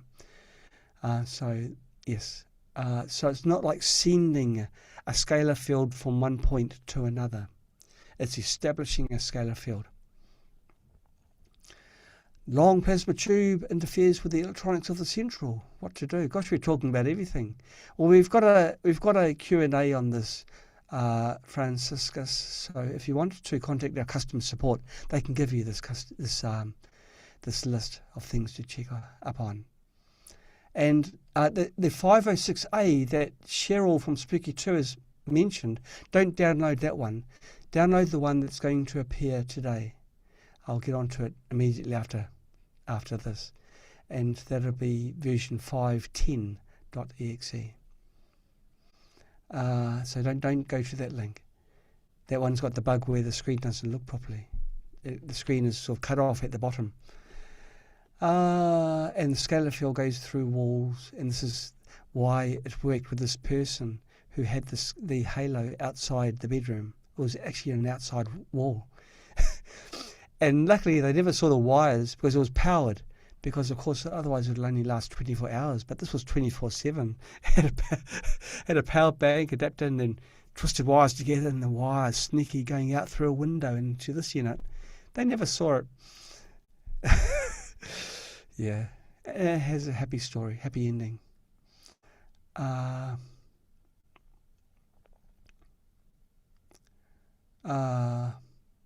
Okay, Manisha, wait for the new feedback, the new software. Override generator went away. Okay, just wait for the newest software. Yeah, and people have asked, Halo is so small. Q Halo again, so small. How on earth can something create a field that's 1 meter, 3 feet in radius without a transmitter and receiver? It's not 2 halos with a piece of wire between the two, it's 1. Well, that was really an aha moment, which is why it's an aha series, an aha moment where I realised that I can actually produce a source of scalar without having two antennae opposing each other, 180-degree phase angle. I can do it with one, and without any compromise. In fact, it's the opposite of a compromise. It's actually better. But I haven't scaled it up yet. But I can't tell you anything, okay? I can't tell you anything. But single point antennae for scalar is superior to dual. Yeah, but I can't. I'm already in trouble. I've already said too much. How can you be in the field of the halo to work when those cases that make a yeah. That's true. The Spooky Scalar, it's electrically more powerful than halo, but a lot of that power is producing the EMF that produces the scalar secondary. Halo it misses out on that middle part. It doesn't produce EMF. It goes straight to scalar. So if I hold this really close to the camera, all of you are getting the scalar field. Actually, it doesn't work that way. But it's a thought, isn't it? Okay, have you all healed yet? You're feeling younger?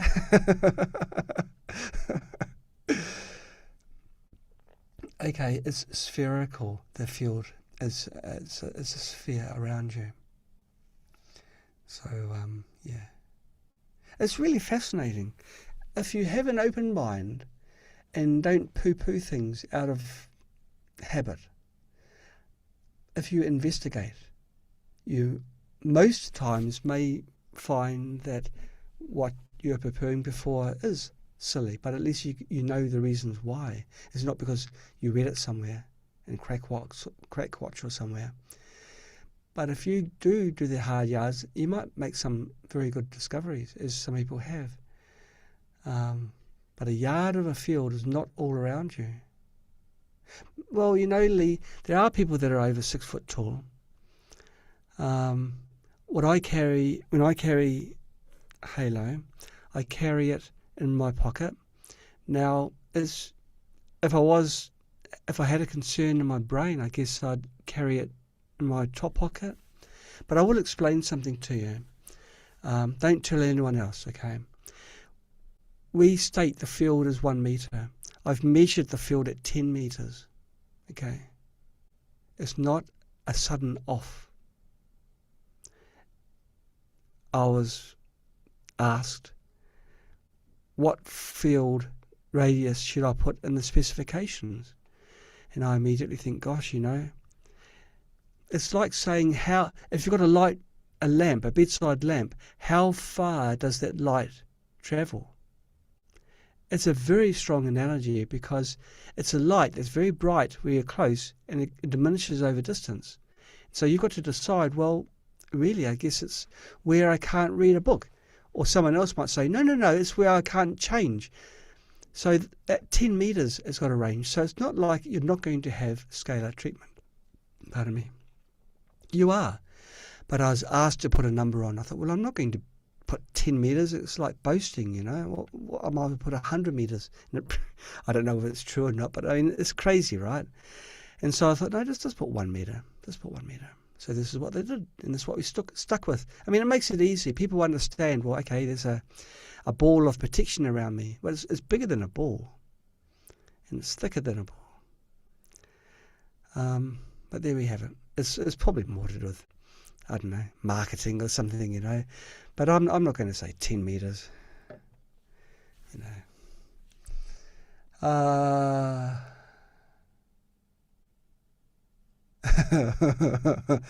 Hey Linda, I take offence at what you say. You're saying that I can't send scalar through the camera?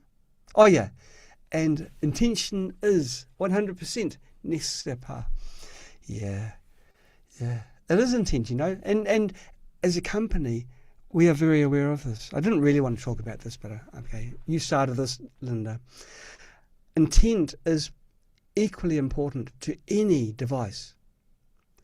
If you buy a device from a company that is fixated on profit, even if their product is the same quality as someone else that does put their heart in it, you will find the second company product will surpass, the performance will surpass that from the first.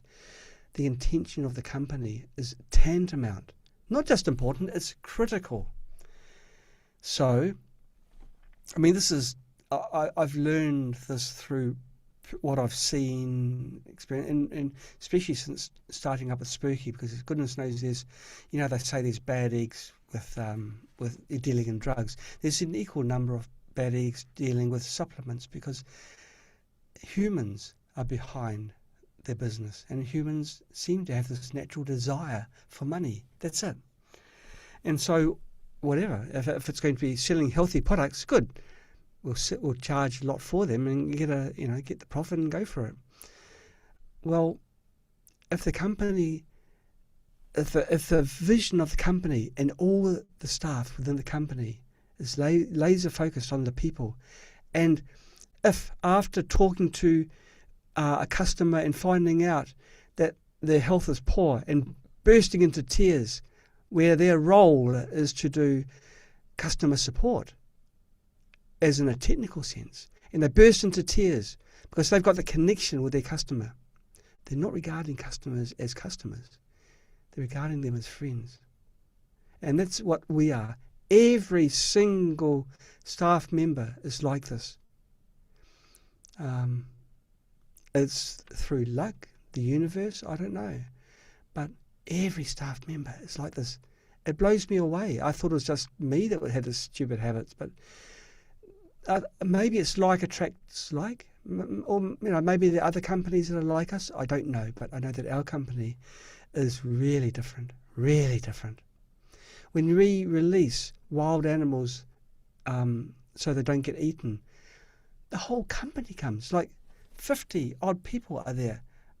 I'm struggling to see someone who's not there. And we drive all the way, or ride e-bikes or walk many kilometres to this river where we do it. And they do it because of their love for life. They do it for totally non-selfish reasons. So they don't come to work. They don't come to work. With these, you see now that Smiley is answering questions and Penny rudely interrupted at the beginning. They are family. I regard them as family. True family. Like, not just close friend type family. They are. It's very, very different. So I know that our staff are the best. You won't find better staff. Our products, I like to think they're the best, but of course it's going to be a bit of a biased opinion. But I mean, we do what we do is for serving you. It's not so that we become extra big or famous or anything like this. Our goal is to serve you. That's it. And we're just very lucky that now our company is filled up with people with the same mindset. They know that to help you, they've also got to self-improve. So we have training courses held during their lunch times. And these courses might be just simple meditation classes. It might be a guest speaker coming in to talk to them about traditional culture back at a time when a person's word meant something. Can you remember those times? Someone makes a promise. And you don't have to remind them. You don't have to. Because in those times, a promise was that. It's as good as done. But nowadays, a promise is, it depends on, no, I changed my mind, or, the situation changed. No situation changes. People's minds change. And now we're in an era where promises don't mean so much. Yeah. And we are surrounded by people like that, unfortunately, And sometimes I'm told I mustn't do it, but I sometimes do. I look at other companies and I can see through things, But I won't go into specifics, but I can certainly say that we are doing okay. So what haven't we talked about? We've talked about RRM RRMD, we've talked about DMSO, we've talked about methylene blue, we've talked about artificial sweeteners, xylitol, the name that I couldn't remember, and we talked about, humanity, keeping promises. I better pull the plug. I'm pretty keen on getting this release of Spooky out. It won't be a formal release, but you'll see it on my website at least, and it'll have the latest DNA frequencies. They haven't been updated since December, the time when peptides started up, because I've been so busy. So I'll do that. No excuses. I'll do it. And so give me half an hour after pulling the plug, and then browse over to cancerclinic.co.nz and have a look. And keep well, everybody. I'm sorry. I think in hindsight I was a little bit negative when I'm talking about things. I shouldn't be. I mean, what drives us should be positivity, right? So we shouldn't compare. We shouldn't think what other people are doing as being wrong. It's just the way things are. All we got to do is focus on what we do and make sure that what we do is right. Yeah. Alrighty. Well, take care, everyone. Super late, you guys. Come on, off to bed. Go. Shoo, shoo, shoo, shoo, shoo. Good night, as they say in China. Wa'an. Ming Tian Jian. See you next time. Bye-bye. Gosh, it was a long time. What's 11 o'clock? 9? 2 hours. 2 hours I've been rambling and ranting. You guys have got more patience than me. Okay, let's get this 610 out, shall we? Brian sent me the presets. I've got no excuses. Yeah, I don't want to let him down. Man, that man really works fast and hard. Bye.